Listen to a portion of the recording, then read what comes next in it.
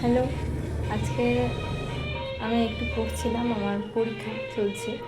তো দেখছি যে দিদা এদিকে হচ্ছে মাছ ধরছে। সেই আমি যখন গার্লস স্কুলে পড়তাম, মানে কখন আহ,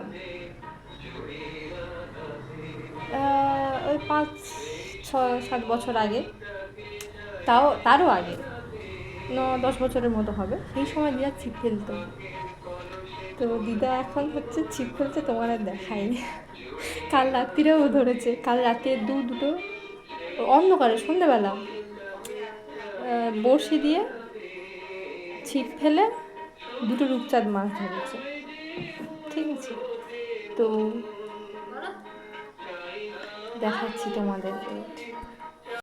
তো এগুলো হচ্ছে কালকে রাত্রিরে ধরা সেই রূপচাঁদ মাছ, যেটা বলছিলাম, ছোট একটা ক্লিপিংস নিয়ে রেখেছিলাম। তো এগুলো হচ্ছে দিদার পুকুরেরই দুটো রূপচাঁদ মাছ।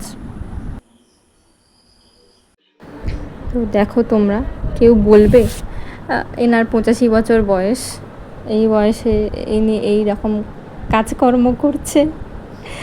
আচ্ছা, এই দেখো অলরেডি দিদা মাছের খাবার করে আর অলরেডি দিয়ে দিয়েছে একটা। তো চলো দেখি ওঠে কিনা মাছ। তো দেখো এখানে দিদা একটা সঙ্গে সঙ্গে কিন্তু তেলাপিয়া মাছ ধরেছে। আর দিদার এই যে মাছ ধরার নেশা বলো বা যাই হোক, এটা কিন্তু দিদার ছোটোবেলা থেকে ছিল।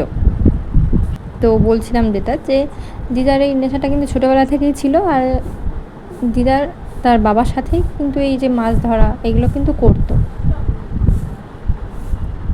দেখো এইখানে আরও কয়েকটা মাছ ধরে ফেলেছে কিন্তু। চলো তোমাদের আরেকটা মাছ দেখাই। এই যে ব্যাগের মধ্যে, ওই মাছগুলোর সাথে আলাদা রেখেছে কারণ এটা একটু বড় আর অন্য ধরনের মাছ, কি গোল্ডেন নতুন মাছ উঠেছে।